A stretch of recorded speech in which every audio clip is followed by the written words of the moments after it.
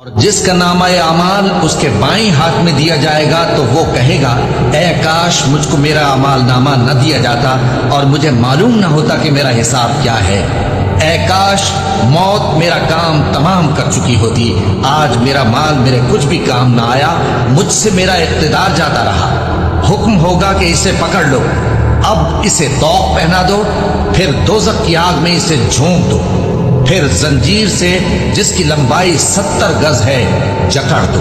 یہ نہ تو اللہ عظمت والے پر ایمان لاتا تھا اور نہ فقیر کے کھانا کھلانے کی ترغیب دیتا تھا، سو آج اس کا بھی یہاں کوئی دوست نہیں اور نہ اس کے لیے کوئی کھانا ہے سوائے زخموں کے دھون کے، جس کو گناہگاروں کے سوا کوئی نہیں کھائے گا۔ سو میں ان چیزوں کی قسم کھاتا ہوں جو تم کو نظر آتی ہیں اور ان کی جو تمہیں نظر نہیں آتی، کہ یہ قرآن ایک معزز فرشتے کا پہنچایا ہوا کلام ہے اور یہ کسی